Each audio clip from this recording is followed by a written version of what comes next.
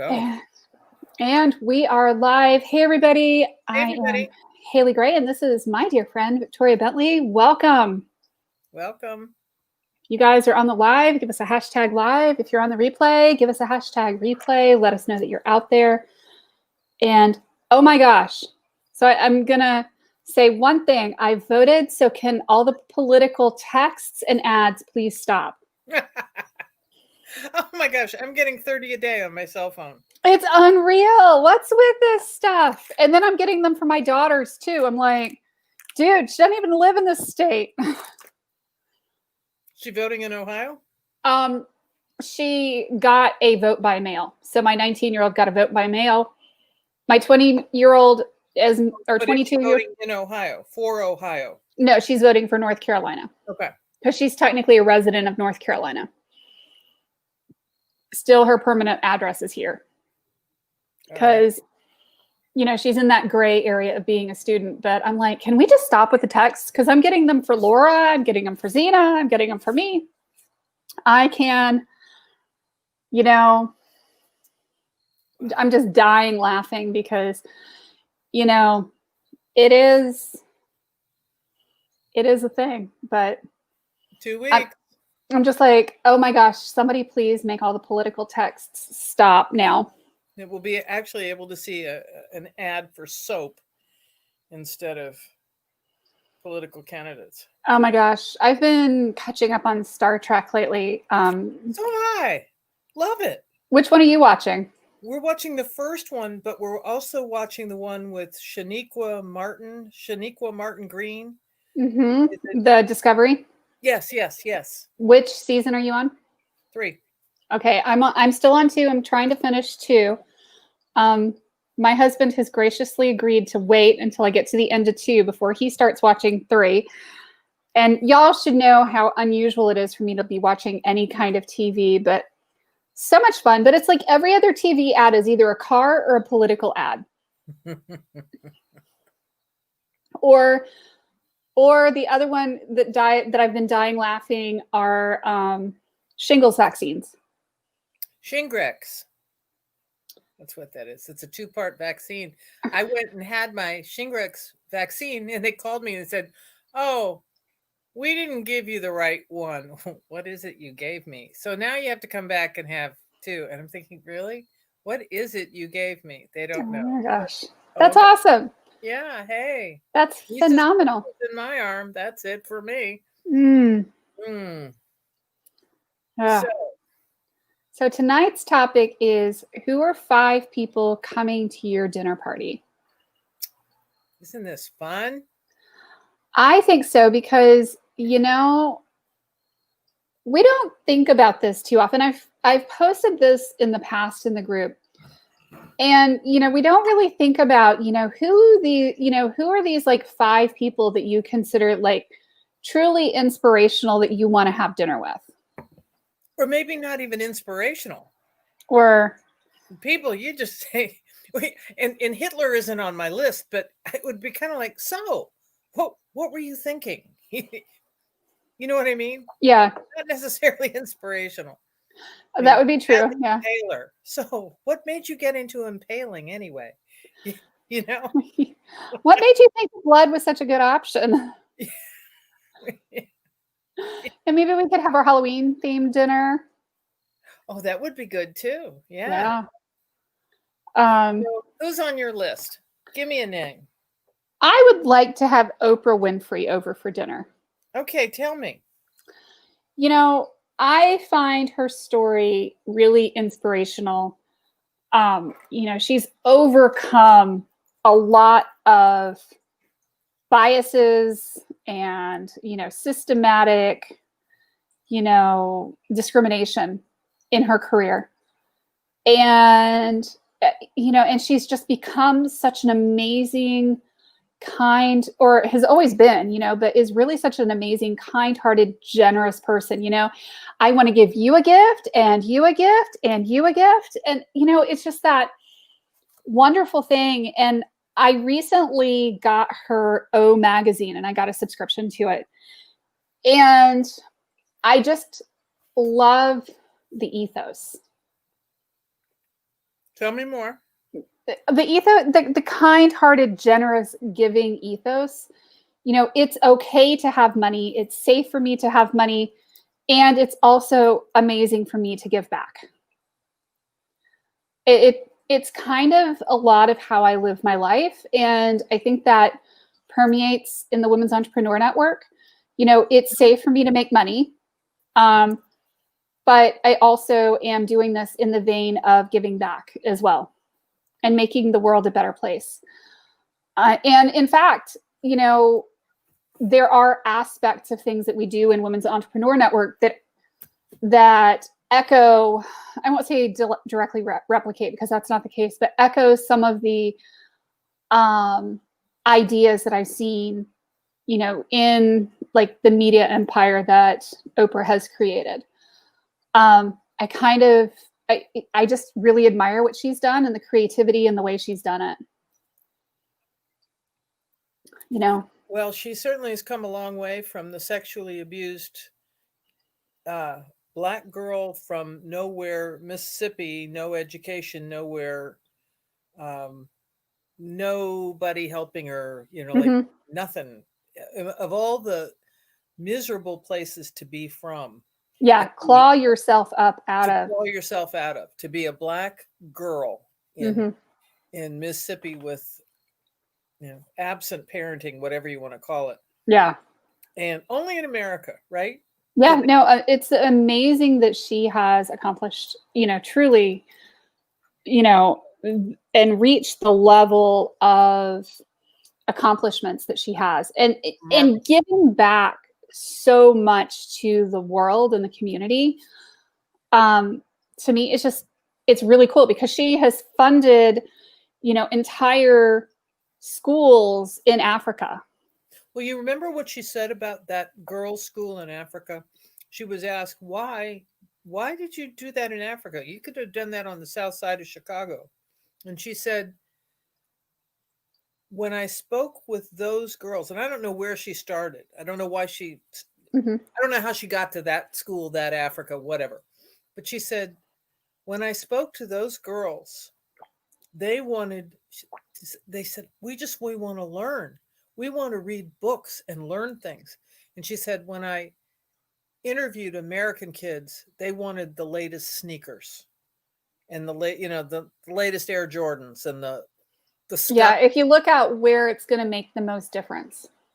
That's kind of, I think, what that was about. And she said that I knew I could make a difference there. Well, and another one for me is Dolly Parton. Oh, that's a good one. She's something, isn't she? She really is. I really, admire her on a lot of levels. I mean, her sheer talent, and kindness. And kindness, and what she has given back to the community. Y'all will notice a theme here with me. Books in a library with her too.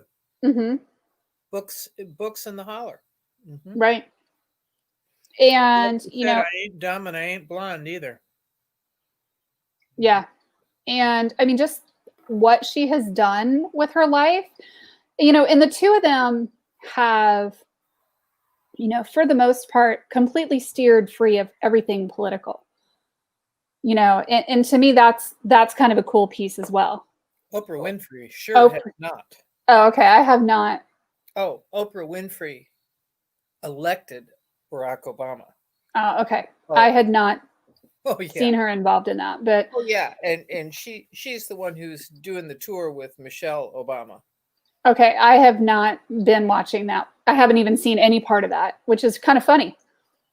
Well, it also depends on what news you watch. Yeah. So, clearly I'm living under a rock. What gets censored and so forth. Yeah. But no, she had briefly attended the church that he had attended, and she left that church because of the particular pastor who was saying things like "goddamn America," and yeah, she thought that probably wouldn't be too good for business, so she was out of there. But I think what's remarkable is all the careers she has, Dr. Phil, all Hmm.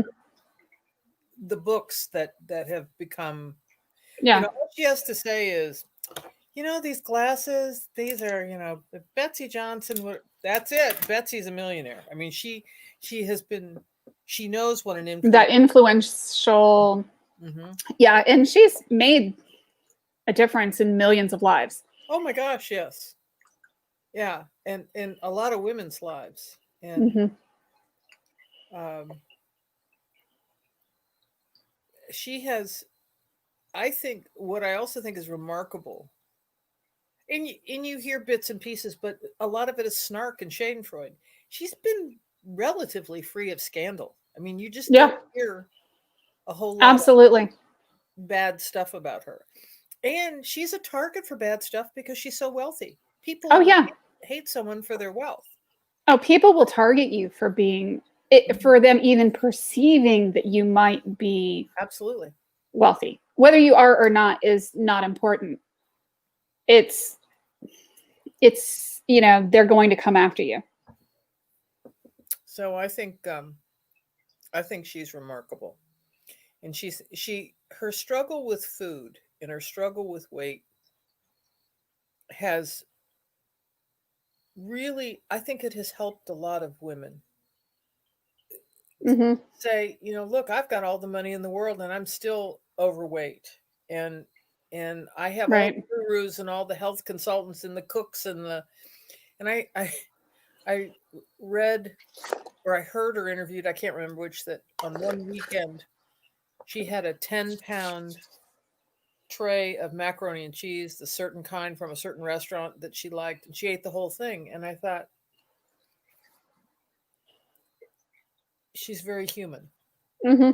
and a stress eater or whatever. And Yeah. it It's the real human mhm, mhm. frailties and the Right, human. that money isn't going to fix that. That she's No. still, yeah. And you think, well, she's got 10 personal trainers and 10 chefs, and she's still eating the macaroni and cheese. So Right. um, I liked her more for that. I I I don't know how to explain it, but I just thought, well, I think it's important to be real and be human no matter who you are, and to some extent share some of the struggles that go on in your life. I mean, there's certain things that are not going to be relatable to other people, that she has to deal with, with staffing or other things that I'm sure go on in the back end how would you trust anybody? that yeah. When you're famous, so people are, look at Princess Diana, all the books that people went out and wrote, and Hmm. the people, the man she had the affair with, Major Hewitt, Hmm. who looks an awful lot like Harry. Mm. And not only did he dumped her publicly and then wrote an expose on her. I mean, Hmm.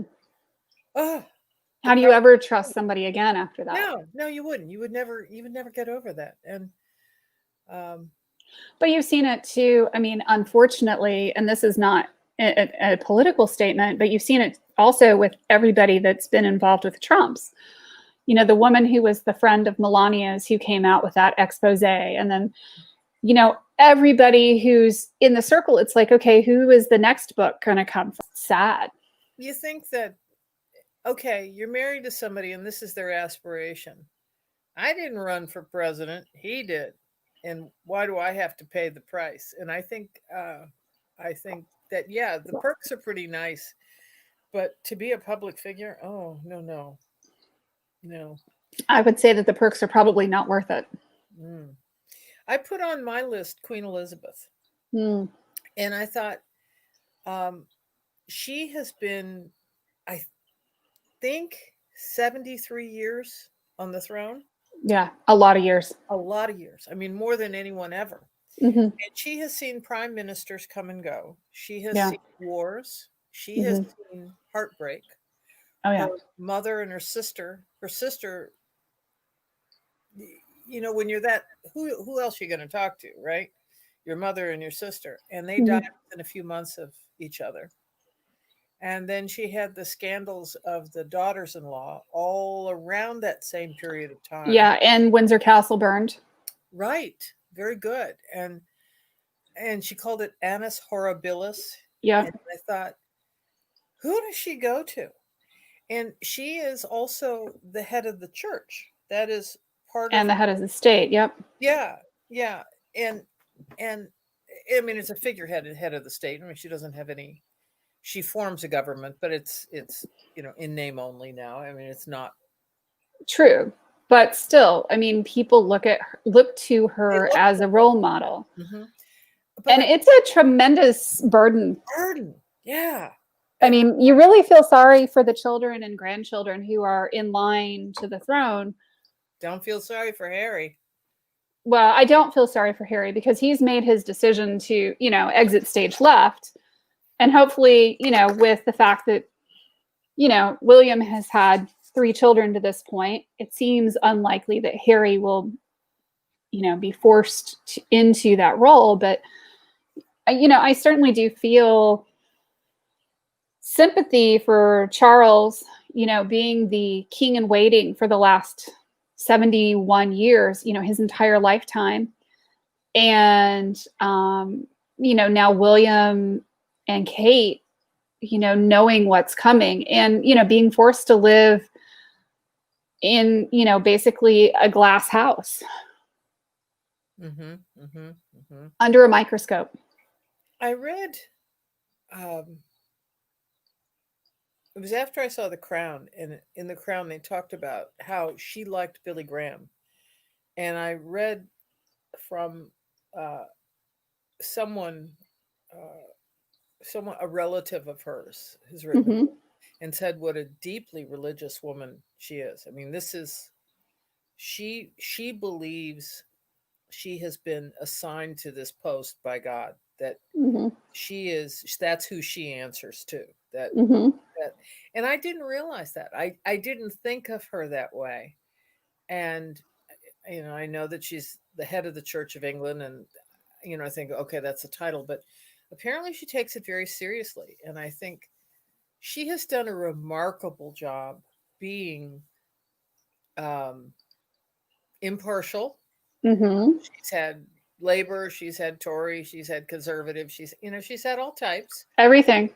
and she has forged friendships with both sides of the aisle over the years. She liked some Hmm. prime ministers very much. She liked Winston Churchill. She was young, and Churchill was of great help to her. Hmm. And he admired her tremendously at her strength. And I think, you know, she's put up with more crap. I mean, a philandering husband, um, some pretty, how about unremarkable children? I think Anne is pretty remarkable. She stays under the radar and she spends her whole life volunteering. I mean, she really It's a lot of gives work. away. Yeah, and she works, if one works 600 hours a year, she works 1,800 hours a year. I mean, she's off the charts in her giveaways. And she has avoided drama. She's been divorced and is remarried. She's avoided drama. Apparently, she has nice children, good children. Children who are not, you know, hanging out with a crack pipe and Hmm. you And know, that's a hard thing to do in yeah, those circles. yeah, I because mean, there's a lot of money and a lot of time and idle and hands. you'd be amazed at what you can buy with daddy's credit card. As one of the kids said to my daughter, the first day or first week she started at a private school here in town. Um, yes, you can buy all sorts of things with daddy's credit card, but to have it come in and come to roost quite so fast, it's pretty. You have to really have those deeply grounded kids. I know Xena, there were kids who were potheads. They'd go behind the theater at the school, and Xena would wait for them to come back out with the munchies, and she would sell them Girl Scout cookies. Um, That is to be admired. Take um, advantage of the situation in a positive way. exactly. One for But the Girl Scout team. right? But it's it's a thing where it's really challenging to raise children to be thoughtful, responsible, independent, critical thinking adults in that type of environment. I think so. That makes a lot of sense. And I think that she took her duties very seriously, and many would say was an absent parent. Um, I don't know, but I think Granny's got more together than her kids put together, with the exception of maybe Anne. Mm-hmm. Um, I think one has been involved with Epstein, and Mm-hmm. York. and the youngest son and his new wife um, invited a former president to their wedding, but not the current president, and spoke very publicly about how much they disliked Mr. Trump. They decided they would leave England after Granny spent 4 million rehabbing the house. Then that wasn't good enough, and they said they were going to go to Toronto. Toronto was one night, and then they went out to British Columbia, and then went to Los Angeles, and then asked if Mr. Trump would please pay for their security, which was so much, it was so audacious. I thought it wasn't real when I heard it. It was so stunning to me. It was so entitled. It was so presumptuous and so arrogant. Um, I gather they're gone, but I'm not sure. But Mm-hmm. whatever. But please go the hell back to England if you haven't gone, and please take Meghan Markle with you. So, uh, and Charles, who wanted to be a tampon at one point. I mean, if these are your kids and Diana is, throwing herself downstairs, it's very difficult. And yet, Queen Elizabeth has held it together. Um, Maybe not always perfectly, but has been the same today as yesterday as tomorrow, and Mm-hmm. has kept the crown together. And I think without her, there wouldn't have been one. So, uh, God save the Queen. So, Absolutely. I learned today, speaking of England, that if you have a television in England, you must pay a tax, a license to have a television, which comes to the tune of £5 billion a year that goes to the BBC, so that they can say and print and spew whatever their politic flavor is of the week, which I find is incredible. That £5 billion a year goes to the BBC. That's a lot. That's a lot. So, okay, I had QE2 and you had Oprah. Who else is on your list? I had Dolly Parton. That's right. That's right. I'll tell you what, 9 to 5 was one funny movie. Mm-hmm. And Oh, Beth, she's an amazing, Texas. amazing talent. Actress, singer.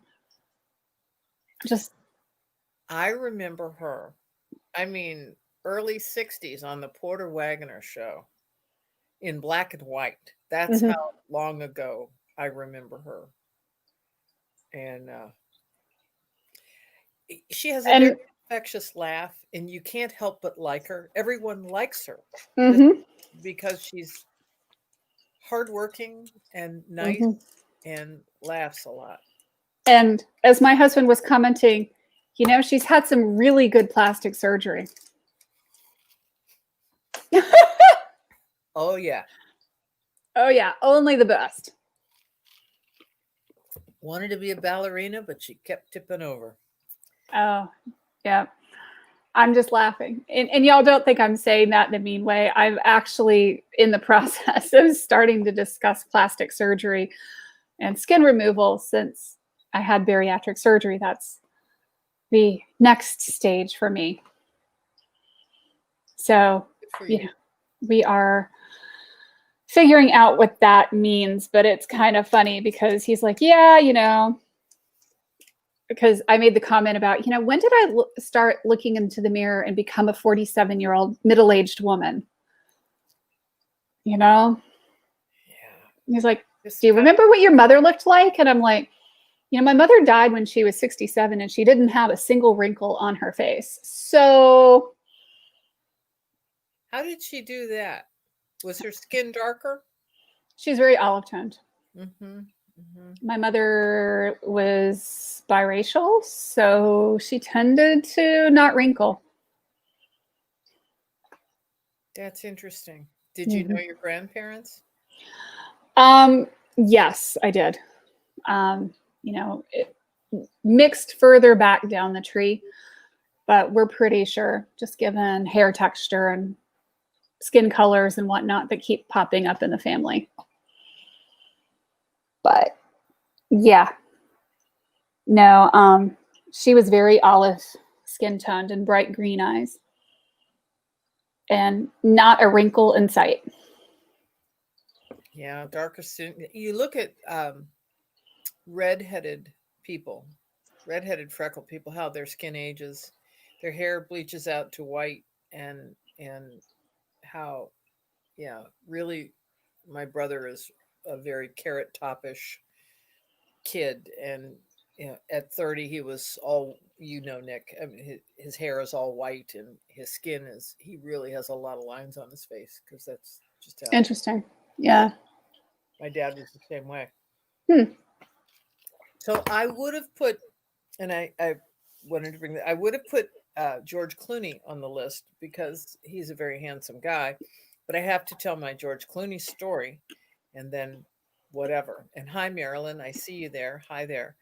Um, my mother was a guest of honor at the American Cancer Society dinner. She was the guest of honor for the year at this one particular dinner, and my aunt Joan was the I don't know, the volunteer chair of the for the year, the fundraising Mm-hmm. chair, and she had the dinner at her house of the $500 a plate dinner to raise. Mm. And my mother was the guest of honor that year, and my mother was dying of breast cancer. And my mother was an artist, and my mother was not a popular culture person, and just was kind of a painter. And she was dialed into painting, and Mm-hmm. didn't notice a lot of other things going on. And so Aunt Joan had this dinner, and the MC for the night was, and this was 93, 92, something like that. The MC of the night was Nick Clooney. And some of you might know from Turner Classic Movies, he's the father of Nick Clooney.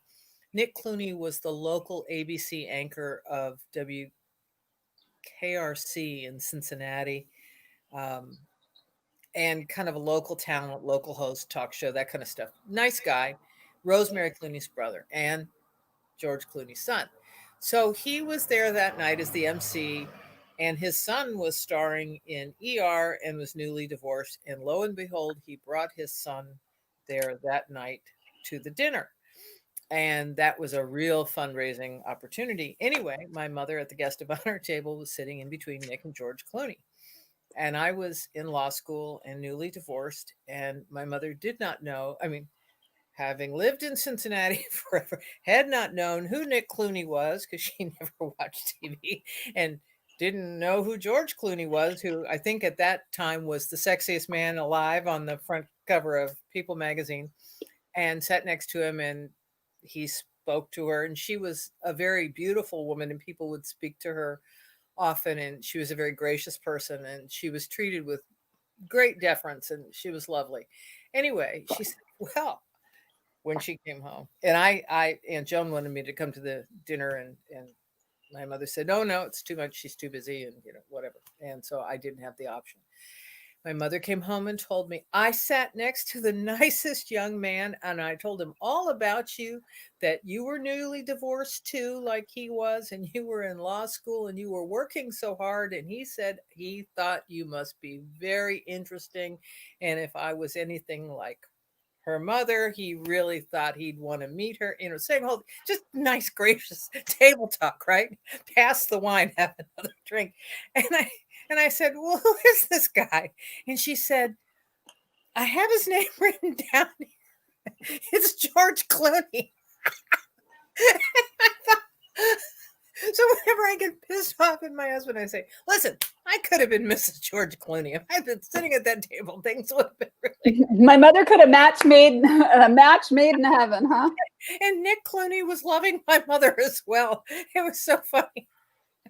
And I know all this because Aunt Joan told me, and she knew who all the players were. So I had my chance at dinner with George Clooney, and I lost it. But bummer. One of these days. But I did see his first cousin, Rosemary Clooney's son, the one who died of lung cancer, and I told him the story, and he thought it was hysterical. So anyway, he was a nice guy. That's awesome. I put Neil Armstrong on my list, and I think I have spoken about Neil Armstrong on here, and he is someone I have met, and he was a friend of my parents, but I was a young girl. I was, let's see, in 1969, I was 12 when he walked on the moon, and he was so, when he came the first time, I think I've told you all that he had asked my parents about me and my brother so that when he was introduced to us, he could speak to us personally. And it was, "I understand you're a tennis player. Your dad tells me you're quite a tennis player." And I thought, "You're the most famous man in the world, and you bothered to find out that I'm good at tennis." That's amazing. I could not speak, and I burst into tears, and I left the room. I was so, I mean, he was, in 1971, this was 71, he was the most famous man in the world. I mean, he was, and he walked in larger than life. And I'm thinking, how can this guy this big? And me, I was young and I was little, so maybe he wasn't that big. But I thought, how did he fit in that space capsule? I just saw him in my mind's eye as a very big guy. And he ended up living in the neighborhood later. And now that I'm an adult, and now that I'm a pilot, and now that there were many people in common, I would love to go back and find out what makes someone so brave and so driven and so determined and so disciplined and so focused, and the courage. And he lost a child around her second birthday, his only daughter. And he apparently did not recover from that he just kind of put up a wall. That's really hard. Of heartbreak.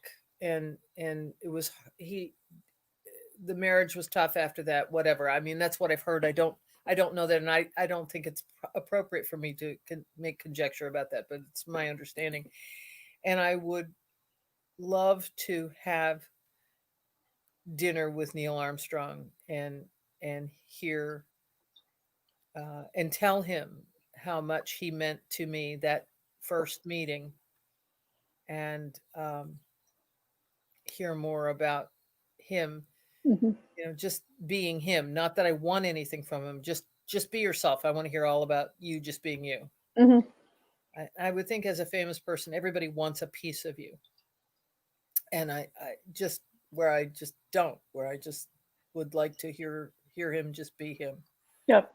So, I asked my husband this question, the 5 people, and he said, "I would like to go back in time and have dinner with my father before he went off to World War II, where he doesn't know that I'm his son, but, to be the same age and have dinner and get to know him as that young man who went off to war." Yeah.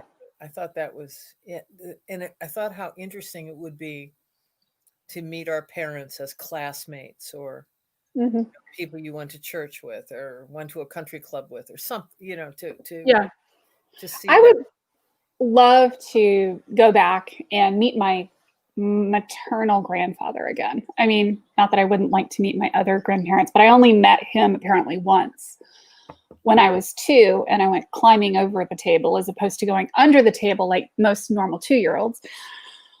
But he had such a long and varied career and life. And I mean, so many family stories about the man and his accomplishments and the things that he did, from being in the Navy in World War II and then just subsequent, accomplishments in his career. And some of the stories that I've heard down through the family grapevine, just some of the crazy stuff. And I'd really like to get a better handle on that, to be able to pass that lore on to, my children. Because I feel like that's a piece that's been lost in our family history. It's funny that you're saying lost in family history. I was at Gettysburg this week, and we had several days after the hurricane of Indian summer, the likes of which I don't remember in my Mhm. absolutely perfect 72 degrees, Mhm. cloudless days, light breeze. It was perfection. And on one of the days we had house guests for the week from home. And we went to a garden in Wayne, Pennsylvania called Chanticleer, which belonged to a pharmaceutical family, and it was 35 acres, and they gave it to a public trust, and 10 Mhm. bucks you can go through an amazing, amazing garden. I mean, it just Mhm. unspeakably beautiful garden. And then we went to on the other perfect day, we went to Pussycat. We went to Gettysburg, and I realized I'm looking at the exhibits, and I'm going through the museum. We spent an hour going through the museum, and I realized history is written by the winners. Absolutely. And the things that I read there were really interesting. And people seem to think that the entire South was a slave owner. I mean, they they think that everyone owned slaves, which couldn't be farther from the truth. It was a very small percentage. Doesn't make it Mhm. right, but we're talking facts here. And this one phrase, this quoted Northerner said, "We And there can." were a lot of slaveholders in the North too, Oh yeah, oh yeah, which there's a lot of people that conveniently forget. yeah, exactly. Yeah, in New York, sure, to get their industrial revolution. Well, okay, but this one thing that really struck me that I saw that said, we can't allow this way of life to go on in the South, because how are we going to compete with them economically? So I don't want to hear this moral high ground. Well, we've got to end this war for slavery. Well, of course, slavery is abhorrent. Nobody's going to argue that. I mean, of course it is. It's terrible. And I think that you take this on and you pay a price forever. I mean, you know what I mean. You can't. The karma of this is, Mhm. for lack of a better word, is a very big deal. But And people understood at the time that it was wrong, and yet they did it anyway. I look at. I had a friend who lived in Boston, and she was from the South, and said, you know, I heard a whole lot more bias in Boston than I do here in Tennessee. Mhm. And I have come to the conclusion that in the South they hated the race but loved the individuals, and in the North they loved the race and hate the individuals. And that became very clear at Gettysburg as I walked through and saw and walked those battlefields and looked at photographs, and all the people who died in 3 days, and brother against brother, and how this is being taught in schools is not exactly the way it was. And Mhm. it was written by the winners. So anyway, I don't know how we got History is always written by the winners. yeah, absolutely. And I think that we have to really guard our stories, Mhm. because people aren't telling things anymore because of political correctness, or they aren't uh, people are hesitant to say things because they could offend. Right. um, Anyway, Totally. Yeah. I mean, and I it's think we've got to say what we've got to say. There's been a whole lot of um, a lot of people have been kicked off of Twitter this week because things weren't liked that was said. And if we're not careful, a lot of things are going to get canceled because some people don't want to hear it. And we can't allow that. correct. Silicon Valley has a whole lot of power. Um, who else is on your list? I was QE2 and I gave my George Clooney story and my Neil Armstrong story. Um, who else do you have? Hmm. You know, who would I have dinner with?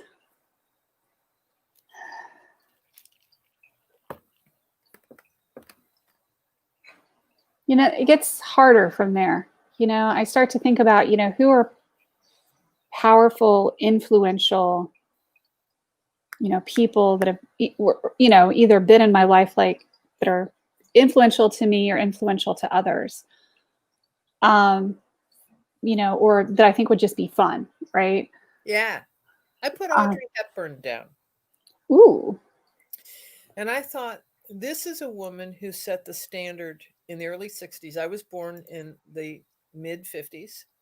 Hmm. This is the woman who set the standard in my lifetime. That and Jackie Kennedy for elegance. And they just were elegant. And clothing was, everything looked good on them. And they had such a great sense of style, she and Jackie Kennedy. But I'll go back to Audrey Hepburn. And she endured terrible early life in Europe as a Dutch girl in the Second World War. Terrible, from famine to danger, and became such a such a great spokeswoman for children Hmm. and for the less fortunate. And she was always beautiful, even to her last movie. And I wish I could tell you the name of it, but Richard Dreyfuss and Holly Hunter were in it, and it was a remake of an old movie, and she played an angel named Hap. And Hap is happy, and I named my dog after that character because my dog is elegant and has dark hair, and I think of Audrey Hepburn when I think of Hap, and I just thought she was always positive in a whole lot of difficulty. She was married badly twice, Hmm. men who were not terribly nice, and they cheated on her. And she met this gentleman who had been Merle Oberon's gentleman friend until she died, and then he ended up with Audrey Hepburn. But when Audrey Hepburn died, her two sons talked about this gentleman friend and said what a great guy he was and all the things that he had done for their mother and how much they loved him. And her two ex-husbands were pallbearers at her funeral. They thought that much of her. Mm. I thought, wow, if your ex-husband is a pallbearer at your funeral, that says a lot about your character. And Hmm. I I just think she's very much to be admired. Yeah, that's pretty cool. Yeah. Yeah. I'd like to have dinner with Cleopatra. Ooh, that's a good one. Tell me It, more. it'll either be really fun or really horrific. I'm not sure which. Tell me why. I don't know much about her. Did she have like a terrible temper or something that you said could be horrific? It's really unknown. The whole stories about her and Egypt and Paul Antony and the history in there is just really fascinating to me. And to be a woman in power at that time, is really fascinating. Yeah, Um, you're right. and I think almost by necessity, many people who were in power at that time were very twitchy around the edges. Hmm. You know, when I think of Cleopatra, I think of Elizabeth Taylor. Hmm. I think, now that was a woman in power. Oh, First, yeah. the first time a movie contract had ever been signed for more than $1 million. I mean, I think it might have even been 2 million actually. And oh man, she was the power on that set. And she met her husband Richard Burton um, in that movie, and they were both married to other people at the time, and you could see the relationship percolate up, and it was powerful. Hmm. She was a very powerful woman, and she was powerful because of her looks. Hmm. And it's interesting how much beauty is power. Or like you said, Dolly Parton and the plastic surgery. Breasts are power. And I think that's interesting. Hmm. Yeah. Wonder how many augmentations she's had to get there. I don't know. I don't know. But it is, she said, it takes a lot of effort to look that trashy.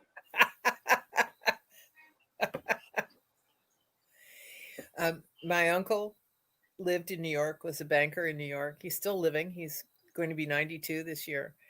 And he has all of his marbles. He just doesn't see anymore, but he's as sharp as he was as a 50-year-old. And he'll say, the hardest part about being this age is I have trouble pulling up names. And I said, the hell's bells. I have trouble pulling up names too. And I'm, how many years younger than you are? I think that's just life is busy. Life is that way. But he lived in the same apartment building that she did, and he wasn't married until he was 35 when he married my aunt who was 21, but Hmm. that was really fun too.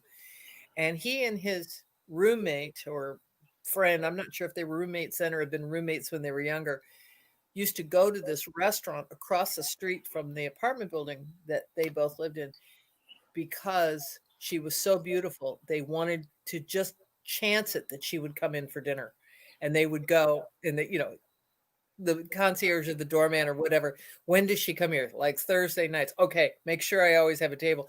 And my uncle said I would ask and I would pay the guy to seat me so that I could look at her because she was so beautiful. And yes, she had violet eyes. And I thought it was such a funny story because it sounded like a kid telling the story. And here's this grown man, and he said, "You can't imagine how beautiful she was." And I thought, isn't this funny how powerful this is? And, somebody said to me, and we're talking to a lawyer now, I'm putting my lawyer hat back on.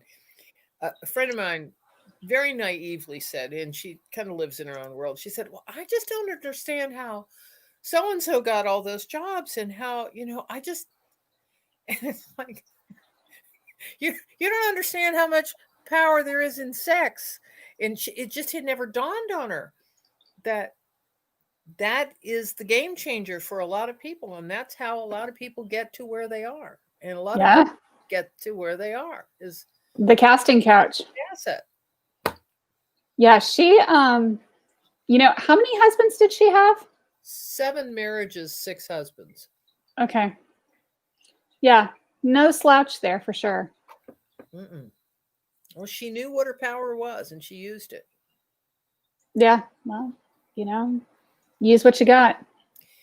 I think I told you the friend I had who also was very beautiful, and on the Christmas Eve party the boyfriend popped out the engagement ring and it was too small for my friend. And she put it on her right hand and said, "Oh, what a lovely little cocktail ring."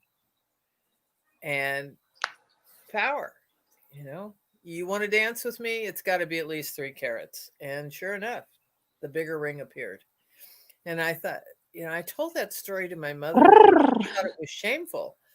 And I thought, you know, she doesn't have a whole lot going other than her looks. And that is her commodity. She's not trading on an MBA, she's not trading on a law degree. She's trading on her looks. And if she does not cash in now, she's not going to have this opportunity in 10 years. So she better do it right. And I thought that was just, it was interesting how people didn't understand what was going on, and how Yeah. oh, what a lovely little cocktail ring, and he got the message. Funny. Yeah. I put Steve Bannon on my list, and I know he's a very controversial figure, but I also know that people I know who think he is Darth Vader have not been people who sit and watch him or listen to his podcasts. And I have not missed, I never missed one because if I did miss it, I caught it 3 hours later on the replay.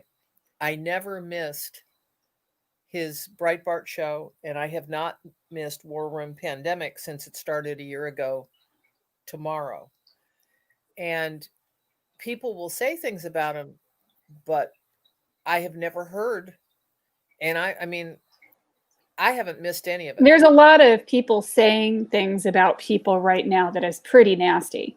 Yeah, yeah. And it's I'm okay like, if you don't agree, but it's okay to disagree, but yeah, the let's people be honest. saying things about people, and making stuff up is at an epidemic level right now. Steve Bannon came from a working class Irish, lower middle class Democrat family in Richmond. His father was a lineman who worked his way up to middle management. His mother never drove a car, was a stay at home mom. Mm. They had 5 kids, and all 5 of their kids are tremendously successful and apparently happy people. And Steve Bannon went to Virginia Tech, and it was it was funny. My friend who was here for the week, I had a house guest for the week, and her husband also went to Virginia Tech, and I had Bannon show on. He goes, "I know him. He's Steve Bannon." And I said, "Well, yeah." And he said, we were really good friends at Tech. He used to come home to the farm with me on weekends. I haven't seen him in a long time. What's he doing on TV? And I thought, where the hell have you been? He's been on the cover of Time magazine. He was he was an advisor to the president. He ran the campaign. He was on the National Security Council. What do you mean? Anyway, some people aren't up on news, but Steve Bannon worked hard, and he worked in the Navy for 7 years and then went to Goldman Sachs. He had a degree in public policy. I believe it's from Georgetown. He has an MBA from Harvard. He graduated from honors, and then he went to Goldman Sachs because he was older. He almost didn't get picked up, but went to some party and they liked him and they said, "Why don't you come do the summer internship?" And he said, "I outworked everybody because that's the only way I was going to get ahead because I didn't have a dad who went to Yale with their dad, and I didn't, you know what I mean? He didn't have that background." Anyway, Goldman Sachs wanted to get into television and radio and media, and so they sent him to California. And anyway, he left there, started his own company, Mm-hmm. and mergers and acquisitions with another guy, and they had to divide up creative arts, which was Ovitz's place. And they said, "Look, if everybody's got to take a hit here, you're going to take a hit because you're going to get a hit, meaning you're not going to get paid cash. You're going to get paid in residual fees, like on a certain television show." And they said, "Here, you can have a piece of this show called what? Oh yeah, Seinfeld. Here you go." And so, oh my gosh, Right. he's making millions every year on Seinfeld. So he did a lot of that stuff and ended up in politics. But that's a long story short is he worked his ass off, and he is just as loved as he is hated. He's a very polarizing figure, and he's interesting, and he's been married 3 times, and apparently everything you read, he has been very gracious to his 2 of his ex-wives, and strikes me as a very decent Southern gentleman in many ways. So I have talked to him before, and he has spoken of me on his show before, but we have never met. So I finally want to meet him, And and that's awesome. he's going to be on my dinner party list. Yeah. Should make it happen, right? Yeah. Cool. I got one other, and this ages me out. I read Cary Grant's daughter's book, and I think it was called My Father's Daughter. Don't get me wrong, but her name is Jennifer Grant. Her mother is Hmm. Diane Cannon. And it was not a mommy dearest book at all. It was my father was the greatest guy, and I was blessed to have him. He was 66 when she, yeah, 66 when she was born. And she was his only child of 5 marriages or maybe 6. And he and Diane Cannon separated when Jennifer was 2. They shared custody and had a really charmed life. And they ate at home most of the time because, he was public and he didn't want to get mauled. But there were a couple of places where they could go to restaurants and not be bothered. And they went to baseball games and they went to the track. And she talks about a lovely, lovely life and how it was so much fun with Uncle Jimmy and Uncle Frank, meaning Jimmy Stewart and Frank Sinatra, and how all these uncles looked out for her. And when she got divorced, all these people rallied around her, and she went to Stanford, and she sounds like a lovely person. And I would have really enjoyed having dinner with Jennifer Grant and her father, Cary Grant. Old world Hollywood elegance. So I guess there's an elegance theme going on here. That's kind of what yeah, That's cool.